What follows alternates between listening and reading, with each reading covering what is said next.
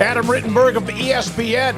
We will get to a story about the intriguing quarterback changes in college football heading up to the 2024 season and more. Adam has joined us many times. We always appreciate his time. Adam, with the college football playoff, and I almost cringe when I bring it up because there's this imposed or self-imposed, and ESPN wants to know because of their deal, and then so does everybody else on how many teams get in, how much money.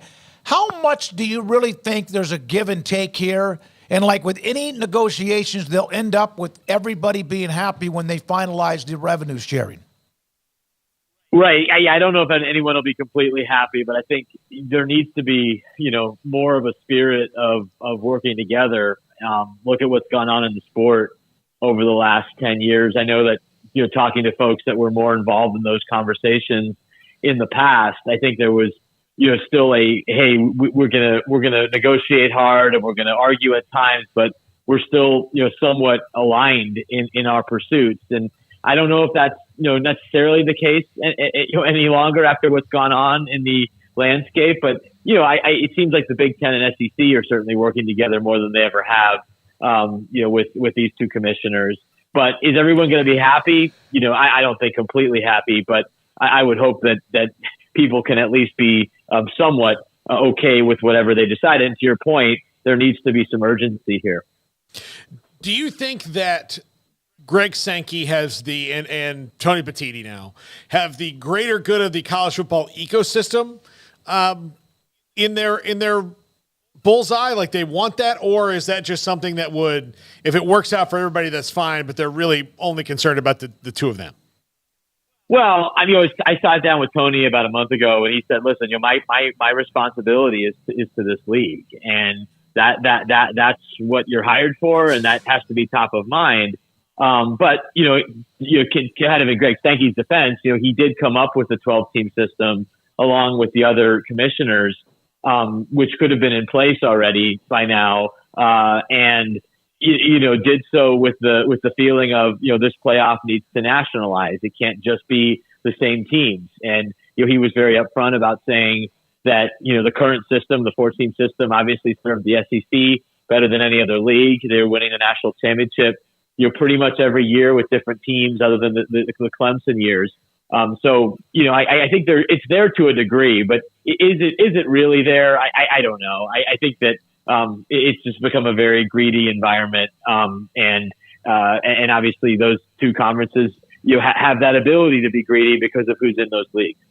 Adam, can you, for especially the folks who aren't, talking about this kind of stuff every day, who maybe are just brushing by wondering why there's a sense of urgency, explain why, especially when a brand new playoff just got passed like a couple weeks ago, right? And here we are, and there's another sense of urgency. So can you kind of lay that out for everybody?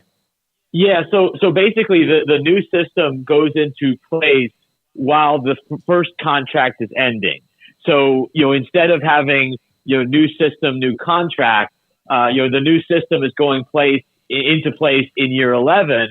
However, the media contract expires after year 12. So that's why there's, a negotiation for, what the playoff is going to look like in format, in structure, and obviously in revenue distribution for 2026 and beyond, with obviously, different elements to that. But that's why this is going on now, because there obviously needs to be planning, especially if the playoff is going to expand, and other things for the 2026 season and beyond.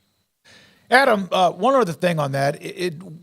Right now, I've seen reported multiple people, 58% the two big conferences, 31% for the Big 12 ACC, and like 11% Notre Dame and Group of Five. And the differences of like a percentage or two could be $100,000 or so. What would you think happen if, in fact, the Big 12 and the ACC said, listen, we need to know our future too. This is where we stop. You make your decision so that we can make our decision of what we do. How you think it'll ever get to that point where they would have the balls to do that? It would be very interesting. I think especially from the Big 12 perspective, because the Big 12 has been an aggressor. The Big 12 is a huge reason why the Pac-12 doesn't exist anymore, and it obviously reaped the benefits of that conference. The ACC is in a little bit different position because you have a notable member of your league that is publicly trying to leave in Florida State. You have others who are watching what happens with Florida State, and very anxious to see if they're successful, and if they are, they're probably going to pursue similar means. And so, again, I think it would be interesting to see how aligned those leagues are in doing what you're saying, or anything to sort of push back against the big two, who are now, again, communicating in a different way than they ever have, at least since I've been covering the sport. But it would be interesting if those leagues do, stand up and say, this is it. This is what we're willing to do. And again, I'm in favor. I wanted a national playoff or an expanded playoff rather all along to have true national representation. An expanded playoff is not about having more teams that can actually win the national championship. It just isn't. You can delude yourself into thinking that, and it's great to have teams that feel like they have a chance.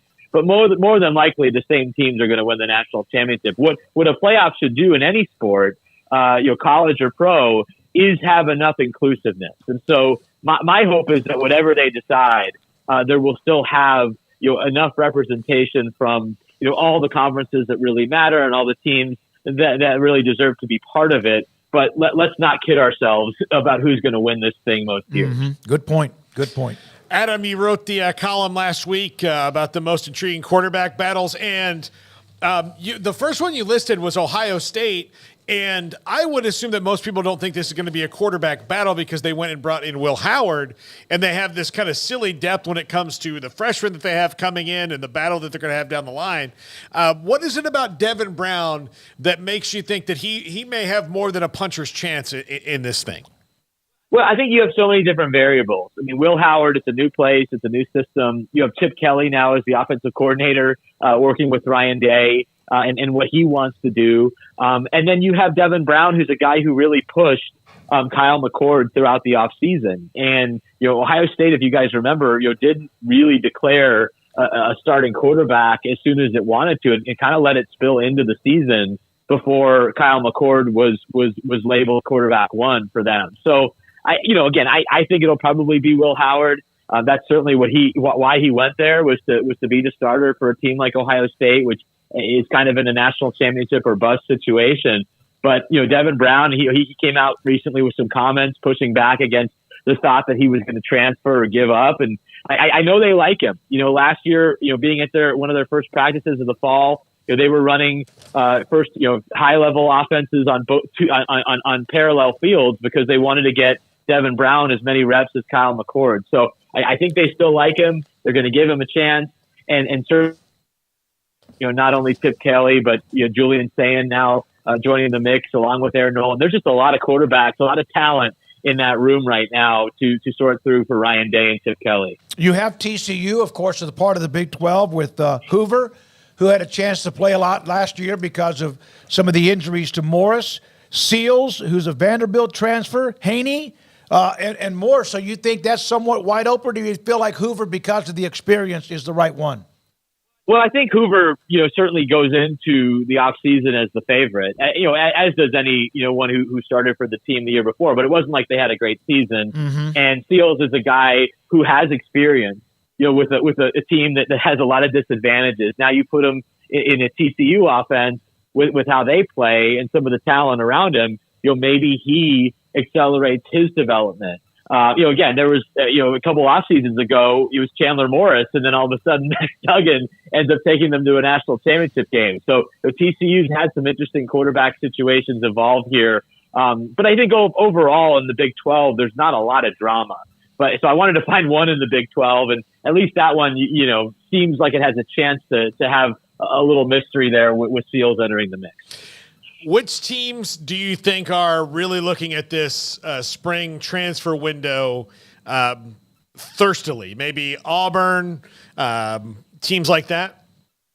Yeah, I think Auburn's really interesting because, Peyton Thorne comes in from Michigan State as a multi-year starter, didn't have the type of production that they were hoping for. They know they need to get better on offense. It was a big reason why Hugh Freeze made the coordinator change and got rid of Philip Montgomery after 1 year. And I think he's going to be more directly involved in the offense. So if they don't see what they need to from Thorne or the other candidates, I think they're going to be active in the spring portal. And then you look at Michigan. Is Michigan, you look at who they have coming back, and I know Jack Tuttle just got another year of eligibility, but there's really no significant experience in that quarterback room. So are you going to turn it over to a guy like Alex Orji, who came in more as a change-up quarterback and ran the ball with didn't attempt to pass last year? Or do you have to go into the portal and find someone who has a little more experience, you can feel more secure, especially with all the changes going on. And they have a new coordinator, even though Kirk Campbell was the quarterback coach last year. Now he's the play caller. He comes more from the Joe Moorhead school of offense than really the Jim Harbaugh school. So how does he blend those two philosophies together, and what type of quarterback does he ultimately want? Is it someone that was in his room last year, or is it going to be somebody from the outside who they can bring in? So I think the defending champion could be one to watch in the spring portal. Adam, as you point out, a lot of the attention now is on transfer quarterbacks and, big time seniors who are moving over for last year before going off the NFL. But in Lincoln, that's not the case. I mean, all the buzz about young Dylan Raiola, you seem to not have much hesitancy in pegging him as the guy in Lincoln, which makes sense. But can you just kind of break down why?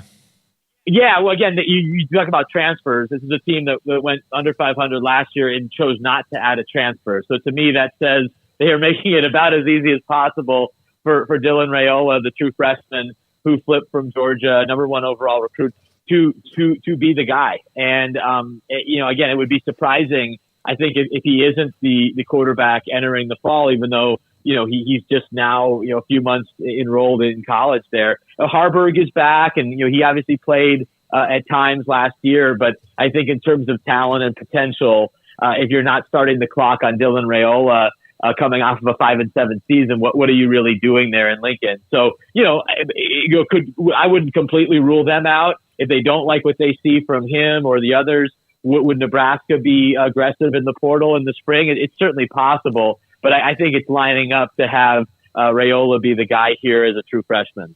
Adam, thank you very much for your time. We appreciate it. Adam Rittenberg, ESPN.com, with the story, the most intriguing